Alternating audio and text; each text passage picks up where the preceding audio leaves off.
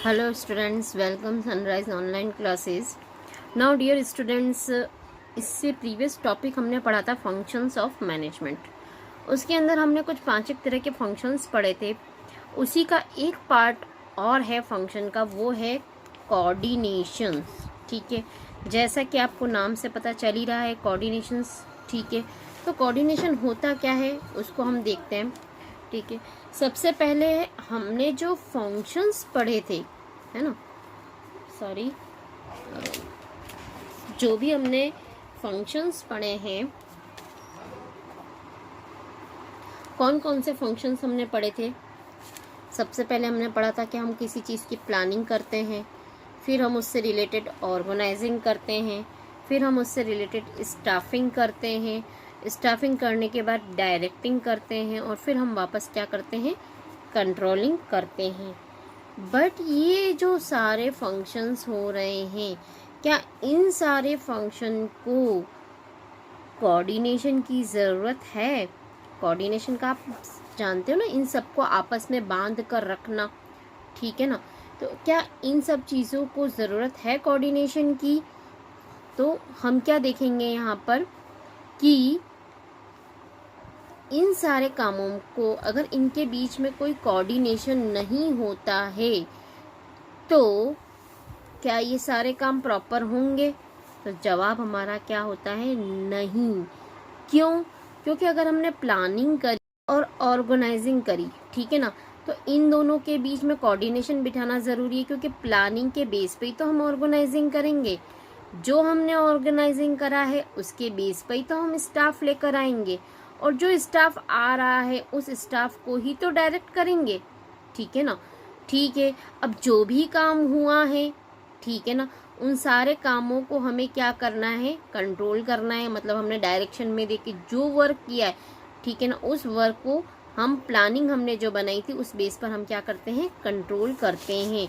It means coordination हमारा पूरा cycle के रूप में कंटिन्यू चलता ही जा रहा है, चलता ही जा रहा है। तो जो भी फंक्शंस हैं उन सब के बीच हमें क्या ज़रूरत होती है, कोऑर्डिनेशन की ज़रूरत होती है।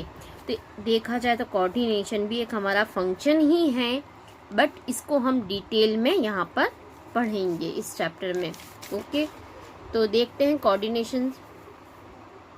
Apart from these 5 function there is one more important function which every manager has to perform. हमने जो 5 फंक्शन पढ़े थे उसके अलावा एक फंक्शन और इम्पॉर्टेंट है, वो है कोऑर्डिनेशन। और ये फंक्शन किसके द्वारा परफॉर्म किया जाता है, मैनेजर। इट मीन्स ये जो कोऑर्डिनेशन बिठाने का काम है वो कर कौन रहा है, मैनेजर कर रहा है। ठीक है ना, मैनेजर इन सारी एक्टिविटीज, इन सारे फंक्शन के बीच में कोऑर्डिनेशन बिठाने का काम करता है। Okay, this is called coordination. इसको हम क्या कहेंगे, coordination. It is not only a function but it is the essence of management. ये एक हमारा फंक्शन ही नहीं है, ये मैनेजमेंट के एक एसेंशियल पार्ट है। अगर मैनेजमेंट के जितने भी काम हैं उनमें अगर कोऑर्डिनेशन नहीं हुआ तो आपकी ऑर्गेनाइजेशन क्या हो जाएगी, फेल हो जाएगी। इसलिए इसको एक एसेंशियल पार्ट माना गया है, बिना इसके कोई भी काम सक्सेस नहीं हो सकता। The process by which managers synchronize the activities of different department is known as coordination। ठीक है, क्या कह रहे हैं, मैनेजर क्या करते हैं, जितनी भी अलग अलग डिपार्टमेंट की एक्टिविटीज़ हैं उन सभी को क्या कर लेते हैं, सिंक्रोनाइज कर लेते हैं, और उनको सिंक्रोनाइज करके फिर एक नई चीज़ खड़ी करते हैं, एक नया गोल लेकर आते हैं। इट मीन्स मैनेजर ने क्या करा, प्लानिंग कर ली, ऑर्गेनाइज करी, स्टाफिंग करी, डायरेक्टिंग करा, कंट्रोलिंग करा, वापस उसके ऊपर क्या करा, प्लानिंग करा। तो इन सारी एक्टिविटीज़ को क्या कर रहा है, एक सिंक्रोनाइज में एक काम कर रहा है और एक गोल अचीव कर रहा है। ठीक है ना। Coordination is the force that binds all other function of management। Coordination क्या है? एक ऐसा फोर्स है जो सारी एक्टिविटीज़ को क्या कर रहा है? बाइंड कर रहा है। वो हम यहाँ देख रहे हैं ना, इसने इन सारी एक्टिविटीज़ को क्या कर दिया? एक सर्कल में फिट कर दिया है, बाइंड कर दिया है। प्लानिंग होगी तो ऑर्गेनाइजिंग होगी, ऑर्गेनाइजिंग होगी तो स्टाफिंग होगी, स्टाफिंग होगी तो डायरेक्टिंग होगी, तभी लास्ट में क्या होगा? आपका कंट्रोलिंग होगा। अगर ये चारों ही वर्क नहीं हुआ तो हम कंट्रोलिंग किसकी करेंगे, है ना? तो कोऑर्डिनेशन क्या करता है? इन सारी एक्टिविटीज को बाइंड अप करता है। कोऑर्डिनेशन इज द बेस और primary function of every manager because various department of organisation और working independently and there is need to relation and integrate their activities. Coordination जो है वो एक प्राइमरी फंक्शन है हर एक मैनेजर के लिए। क्यों? क्योंकि क्या होता है? हर एक वर्कर क्या होता है? अपने अपने पर्सनल एम से काम कर रहा है। इट मीन्स ये वर्कर अपना काम कर रहा है, ये वर्कर अपना काम कर रहा है, ये वर्कर अपना काम कर रहा है। इट मीन्स माना कि कोई टॉय बनाने वाली कंपनी है, ठीक है, तो टॉय बनाने वाली कंपनी में ये क्या करता है? टॉय बनाने के लिए अलग अलग तरीके का रॉ मटेरियल तैयार करता है। इट मीन्स कोई टेडी बियर बनाना है, कार बनानी, तो उसके लिए जो जो रिक्वायरमेंट है वो सारे रॉ मटेरियल अरेंज करता है, ये उसको डिज़ाइन करता है, ये उसको फिनिशिंग देता है। तो ये सब अपना अपना काम कर रहे हैं। तो यहाँ मैनेजर का काम क्या है? इन सभी के कामों को कोऑर्डिनेशन देना। ये रॉ मटेरियल अरेंज करेगा तभी तो ये डिज़ाइन करेगा, ये डिज़ाइन करेगा तभी तो ये फिनिशिंग करेगा। अगर इसने रॉ मटेरियल अरेंज करा ही नहीं तो ये काम आगे का कैसे कर सकता है? तो मैनेजर इन सब के बीच में क्या कर रहा है? कोऑर्डिनेशन लेकर आ रहा है ताकि काम जो भी है वो स्मूथली चल सके। क्लियर? अब बात देखते हैं कि ये तो हमने शॉर्ट एक डेफिनेशन पढ़ी थी कि कोऑर्डिनेशन क्या होता है। थोड़ा सा सिंक्रोनाइज में वापस देख लेते हैं कि हम क्या क्या दिखेंगे। कोऑर्डिनेशन जो है 5 फंक्शन में एक छठा फंक्शन है इम्पोर्टेंट कोऑर्डिनेशन। अब कोऑर्डिनेशन किसको कहेंगे? जो सारी एक्टिविटीज़ हो रही हैं उनको कंबाइन करता है, सिंक्रोनाइज करता है, वो हमारा क्या कहलाता है? कोऑर्डिनेशन कहलाता है। ठीक है, और कोऑर्डिनेशन एक ऐसा प्राइमरी फंक्शन है जो सारे वर्कर इंडिपेंडेंट काम कर रहे हैं उनको इंटीग्रेट करता है। क्या करता है? इंटीग्रेट करता है। ओके, नाउ नेक्स्ट देखते हैं इसी के कंटिन्यू में। अब देखते हैं जो मेन क्वेश्चन आता है, coordination the essence of management. क्या मैनेजमेंट के लिए कोऑर्डिनेशन ज़रूरी है? तो हमारा जवाब होता है यस। बट हम इसको बताएंगे कैसे? कैसे इसको एक्सप्लेन करेंगे? कैसे बताएंगे कि मैनेजमेंट के लिए कोऑर्डिनेशन ज़रूरी है? तो हम इसको क्या करते हैं, 3 पार्ट में डिवाइड कर लेते हैं। ओके, कोऑर्डिनेशन कहाँ कहाँ ज़रूरी है? ठीक है, एक मैनेजमेंट है, ठीक है, तो ताकि 3 पॉइंट आपको अलग अलग में अभी ही याद हो जाएंगे। ठीक है, मैनेजमेंट 3 तरीके से होता है। एक तो अलग अलग फंक्शन के बेस पर हम प्लानिंग कर रहे हैं, ऑर्गेनाइजिंग कर रहे हैं, स्टाफिंग कर रहे हैं, डायरेक्टिंग कर रहे हैं, कंट्रोलिंग कर रहे हैं। ओके, तो क्या यहाँ हमें कोऑर्डिनेशन की ज़रूरत है? बिल्कुल है। ठीक, अब मैनेजमेंट के अंदर क्या होते हैं? अलग अलग तरह के लेवल होते हैं, top level, middle level, low level. क्या इनके बीच में भी कोऑर्डिनेशन चाहिए? बिल्कुल चाहिए। तो ये हमारा दूसरा पार्ट हो गया। तीसरा पार्ट होता है कि किसी भी ऑर्गेनाइजेशन, जरूरी नहीं कि कोई एक ही ऑर्गेनाइजेशन हो, इस ऑर्गेनाइजेशन के अंदर अलग अलग ऑर्गेनाइजेशंस भी बनी हुई हो सकती हैं। ठीक है, ये organization raw material product produce करती है, ये ऑर्गेनाइजेशन उस रॉ मटेरियल को मैन्युफैक्चर्ड में कन्वर्ट करती हैं। ठीक है ना, जहाँ अलग अलग यूनिट बनाई गई हैं। ठीक है, तो इसी तरह और कोई और कंपनी, इसी कंपनी की कोई और ऑर्गेनाइजेशन है, ये और कोई ऑर्गेनाइजेशन, तो ये ऑर्गेनाइजेशन में आपस में कहीं ना कहीं तो कुछ ना कुछ वर्क कंबाइन होगा। तो वहाँ पर भी क्या ज़रूरत है? कोऑर्डिनेशन की रिक्वायरमेंट है। तो समझ गए 3 पॉइंट। अब इस बेस पे मैं तीनों पॉइंट एक बार रीड करती हूँ तो आपको तीनों पॉइंट एक बार समझ में आ जाएंगे। फंक्शन बेस पर, लेवल के बेस पर और डिफरेंट ऑर्गेनाइजेशन के फंक्शंस के आधार पर। देख लेते हैं यहाँ पर coordination is needed to perform all the function of management. अभी मैंने फंक्शन की बात कही थी, कोऑर्डिनेशन की रिक्वायरमेंट कहाँ होती है? Perform all the function. हम मैनेजमेंट के जितने भी फंक्शन करते हैं, प्लानिंग कर रहे हैं, ऑर्गेनाइजिंग कर रहे हैं, तो वहाँ कोऑर्डिनेशन की ज़रूरत रहेगी। फिर बात करते हैं, coordination is required at all level. Coordination भी आपको कहाँ चाहिए? सभी लेवल्स पर चाहिए, ठीक है।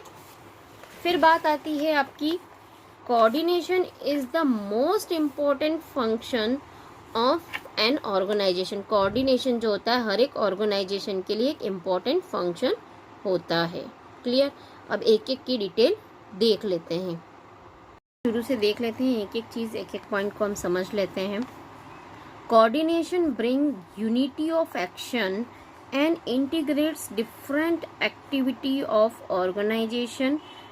ठीक है, कोऑर्डिनेशन क्या करता है? Unity of action and integrate different activity of organization. Coordination का काम क्या है? अलग अलग तरह के जितने भी काम हो रहे हैं इन सबको कंबाइन कर देना, ठीक है ना। अलग अलग तरह की जितनी भी एक्टिविटी हो रही है इनको आप क्या करेंगे? कंबाइन करेंगे। Coordination is considered as the essence management because the following reason. अभी क्यों एसेंस है उसके हम यहाँ पर डिस्कस कर रहे हैं। अभी हमने फर्स्ट देखा, coordination is needed to perform all the function of management. Coordination, हम जितने भी तरह के काम कर रहे हैं वहाँ पर हमें कोऑर्डिनेशन की ज़रूरत है। अब कैसे है वो देख लेते हैं। The process of coordination begins at planning stage when the top management plan for whole organization. तो जो भी कोऑर्डिनेशन का प्रोसेस है वो कहाँ से स्टार्ट होता है? सबसे पहले प्लान। हमने एनुअल फंक्शन का एग्जाम्पल चल रहा था, हमने एक प्लान बना लिया, ठीक है, कि हम एनुअल फंक्शन के लिए ये काम करेंगे। ठीक, अभी हमारी सिर्फ प्लानिंग हो गई है। अब आगे की तरफ चलते हैं। Based on plan then organizational structure is developed. जब तक हमारा प्लान बनेगा या जो हमने प्लान बनाया है इसी के बेस पर तो हम ऑर्गेनाइजेशन करेंगे, ऑर्गेनाइज्ड करेंगे ना। कैसे? जैसे हमने प्लान बनाया था कि हमें डांस करना है प्रोग्राम के लिए, ठीक है, डांस के साथ साथ के अंदर हम उसके अंदर पोएम्स भी रखेंगे, स्पीच भी रखेंगे, खाने के लिए रिफ्रेशमेंट भी देंगे। तो ये सारी चीज़ें हमें क्या करनी है? ऑर्गेनाइज करनी है। तो इन दोनों के बीच में कोऑर्डिनेशन हुआ या नहीं हुआ? प्लानिंग होगी तो ऑर्गेनाइजिंग होगी, अगर प्लानिंग हुई नहीं तो ऑर्गेनाइजिंग भी नहीं हो सकती है। तो इन दोनों के बीच में एक कोऑर्डिनेशन है, ठीक है, प्लानिंग और ऑर्गेनाइजिंग के बीच में। अगर प्लानिंग नहीं है तो हम ऑर्गेनाइजेशन स्ट्रक्चर डेवलप नहीं कर सकते हैं। To ensure right execution of plan, staff is recruited, selected and trained as per organization structure and plan। अब हम ऑर्गेनाइजिंग के बाद क्या करते थे? स्टाफिंग करते थे। अब स्टाफिंग करने के लिए मेन रूल क्या था हमारा? Right person right job. यही काम था हमारा कि सही पर्सन को सही काम देना है। तो ऑर्गेनाइजिंग में हमने देख लिया कि हमें डांस के लिए स्टूडेंट सेलेक्ट करने हैं, तो हम ऐसा ऑर्गेनाइजिंग में हमने क्या देखा? डांस करवाना है तो ऐसा स्टाफ रिक्रूट करेंगे कि जो डांस को अच्छे से हैंडल कर सके। डांस में उन्हीं बंदों को लेकर आएंगे जो डांस वाकई जानते हैं, गाना जानते हो तो उन्हें गाने में रखेंगे, जो डांस जानते हैं उन्हें डांस में रखेंगे। जो अच्छा कुक है वही खाना बनाएगा, दूसरा नहीं बनाएगा। तो जो जिस काम में परफेक्ट है वैसा हमें काम करना है। पर ये चीज़ हमें पता कैसे चली? हमने जब ऑर्गेनाइजिंग वाला स्ट्रक्चर देखा कि कौन कौन से जॉब हमें परफॉर्म करवाना है। डांस का वर्क परफॉर्म करवाना है, पोएम का करवाना है, सॉन्ग का करवाना है, कुक का करवाना है। तो ये हमें ऑर्गेनाइजिंग स्ट्रक्चर से पता चला, तभी तो हमने स्टाफ रिक्रूट किया, नहीं तो हम नहीं करते, है ना। तो इन दोनों के बीच में एक कोऑर्डिनेशन हो गया है, ऑर्गेनाइजिंग एंड स्टाफिंग के बीच में एक कोऑर्डिनेशन आया। To ensure right execution of plan direction are given. अब जैसे ही हमने प्लान स्टाफिंग कर ली है, अब स्टाफिंग को हमें क्या करना पड़ेगा, डायरेक्ट करना पड़ेगा। तो यहाँ पर जो कोऑर्डिनेशन आएगा वो किसके बीच में आएगा, प्लानिंग, स्टाफिंग एंड डायरेक्टिंग। यहाँ पूरा इनके बीच में कोऑर्डिनेशन है। क्यों? क्योंकि डायरेक्टिंग कैसे होगी, पहले तो वो देखेगा प्लान क्या है, उस प्लान के अकॉर्डिंग स्टाफ ने क्या क्या काम किया है, उनको कहाँ कहाँ डायरेक्शन देने की ज़रूरत है। तो इन तीन के बीच में हमारा क्या हो रहा है, कोऑर्डिनेशन सेट हो रहा है। फिर बात करते हैं controlling ensure no description between plan and actual performance. अब यहाँ कोऑर्डिनेशन की ज़रूरत क्यों है? बिल्कुल है कि हमने जो प्लान बनाया था उसका स्टैंडर्ड प्लान तो ये रहा। अब हम देखते हैं कि ये 1, 2 और 3 ही वर्क हुए हैं, लास्ट के 2 वर्क नहीं हुए, तो ये डेविएशन क्यों आया है? तो क्या कंट्रोलिंग करने के लिए हमें कहाँ से कोऑर्डिनेशन मिलेगा, प्लानिंग से, तभी तो हम वहाँ से मैच कर पाएंगे। तो इनके बीच में भी क्या हो गया, एक कोऑर्डिनेशन आ गया। तो समझ में आ गया, कोऑर्डिनेशन हर एक फंक्शन के साथ ज़रूरी है। प्लानिंग का ऑर्गेनाइजिंग से, ऑर्गेनाइजिंग का स्टाफिंग से, स्टाफिंग का डायरेक्टिंग से, और कंट्रोल का तो पूरे से ही है, क्योंकि वो हर एक एक्टिविटी के ऊपर कंट्रोल कर रहा है। ठीक है, ये तो था हमारा पहला पॉइंट। अब बात करते हैं coordination is required at all level.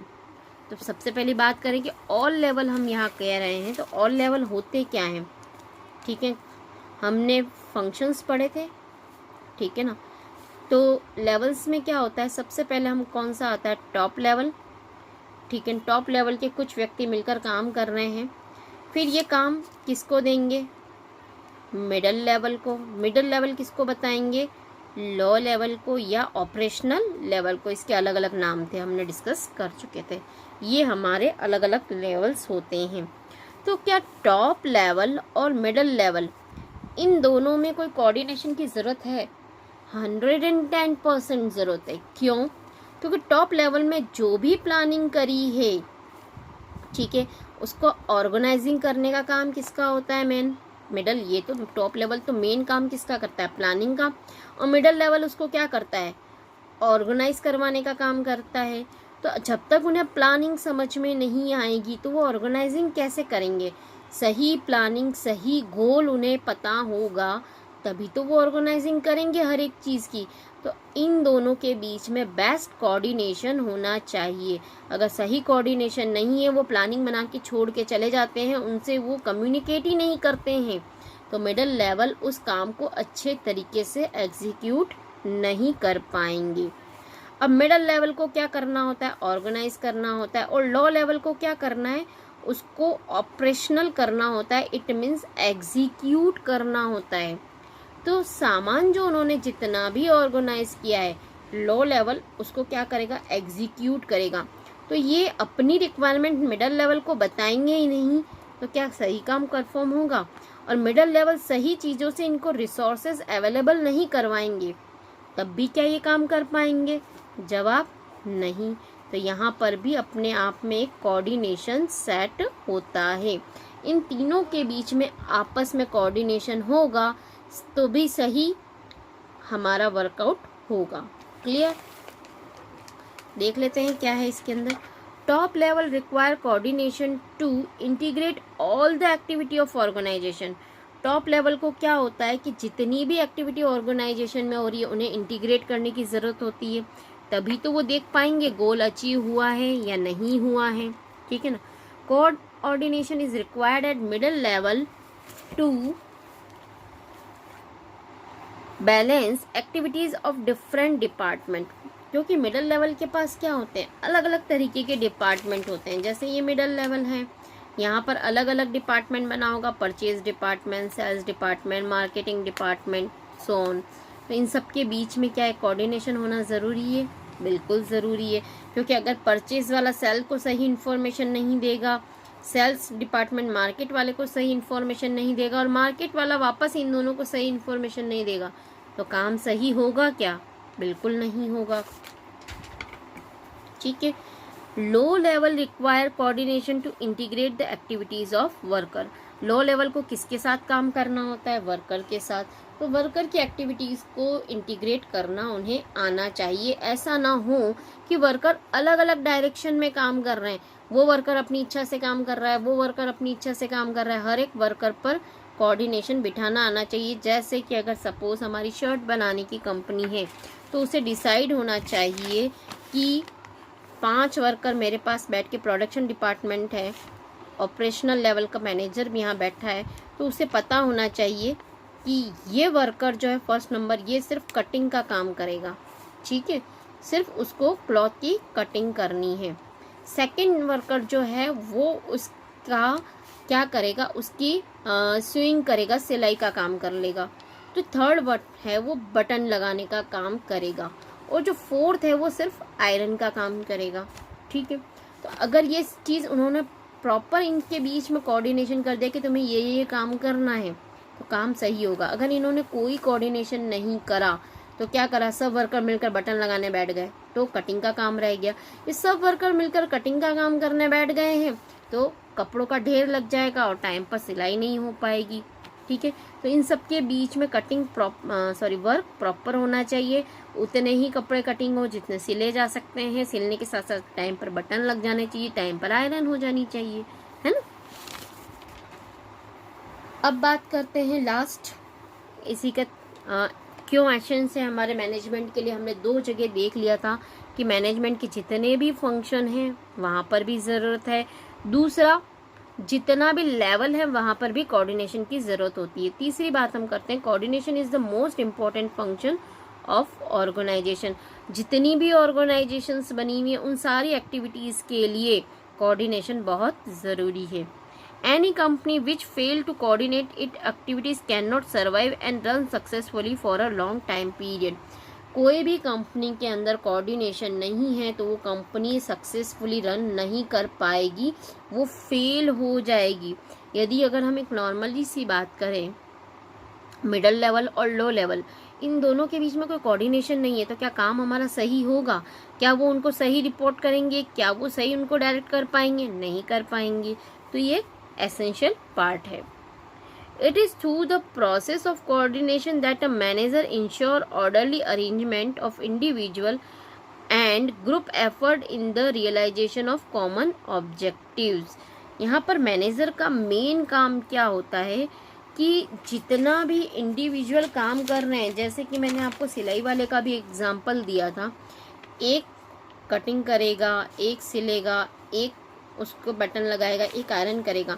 तो इन सारे कामों को ऑर्डरली उसको मैनेज करना है, ठीक है। और बाद में उन सारी चीज़ों को क्या करना है, इंटीग्रेट करना है। तो प्रॉपर शर्ट्स हर एक साइज़ के आपको मिल जाएंगे, 42 नंबर के, 44 नंबर के, 46 नंबर के, प्रॉपरली आपके हाथ में प्रोडक्ट आएगा। बट अगर हमने इन सब की एक्टिविटी को इंटीग्रेट नहीं किया तो ये इस तरह की क्वालिटी आपके पास नहीं आएगी। Coordination involve synchronization of different action various unit of department. Clear? I hope आपको समझ में आ गया होगा कि एसेंशियल क्यों है। थोड़ा सा वापस शॉर्ट में बता देती हूँ मैं आपको क्यों ज़रूरत है इसकी। सबसे पहले कहाँ कहाँ ज़रूरत थी, फंक्शंस, उन सब में ज़रूरत थी, ठीक है। कौन कौन से फंक्शन थे, planning, organizing, staffing, directing and controlling. तो उसके बारे में हम इसकी लिंक बता देंगे। प्लानिंग की ऑर्गेनाइजिंग से कोऑर्डिनेशन चाहिए, ऑर्गेनाइजिंग और स्टाफ के बीच में होता है, स्टाफ और डायरेक्टिंग के बीच में होता है, डायरेक्टिंग और कंट्रोलिंग का इन सब से कोऑर्डिनेशन होता है, ठीक है। फिर हम बात करें लेवल्स की, तो top, middle and low level. Top और मिडल लेवल के बीच में अच्छा सा कोऑर्डिनेशन होना चाहिए। मिडल और लो लेवल के बीच में भी अच्छे से कोऑर्डिनेशन होना चाहिए, तभी ऑर्गेनाइजेशन का गोल अचीव होगा। फिर हम बात करते हैं ऑर्गेनाइजेशन। ऑर्गेनाइजेशन अलग अलग हो सकती हैं, एक ही ऑर्गेनाइजेशन में अलग अलग डिपार्टमेंट हो सकते हैं, जैसे purchase department, sales department, marketing, और भी अलग अलग है, रिसर्च डिपार्टमेंट, जो भी डिपार्टमेंट हो। या हमने ले लिया अलग अलग ऑर्गेनाइजेशन, कुछ भी आप एग्जांपल ले सकते हैं। इन सब के बीच में आपका कोऑर्डिनेशन होना बहुत ज़रूरी है। अगर सही कोऑर्डिनेशन नहीं है तो आपकी जो कंपनी है, आपकी ऑर्गेनाइजेशन है, वो क्या हो जाएगी, फेल हो जाएगी और सरवाइव नहीं कर पाएगी। क्यों? क्योंकि मार्केटिंग वाले ने सही बताया ही नहीं कि मार्केट में आपके प्रोडक्ट की शॉर्टेज चल रही है, और सेलिंग वाले ने सही समय पर प्रोडक्शन वाले को नहीं बताया, तो मार्केट में लोग दूसरी चीज़ों को परचेज करने लग जाएंगे और आपका प्रोडक्ट सही समय पर न बनने के कारण, सही इन्फॉर्मेशन नहीं होने के कारण आप धीरे धीरे लॉस में जाने लगेंगे। ओके, आई होप आपको समझ में आ गया होगा। इसके बाद हम एक लास्ट टॉपिक पढ़ेंगे, nature and feature of coordination. Clear? इसके बाद ही आपका लेसन फिनिश हो जाएगा। Okay, now thank you very much.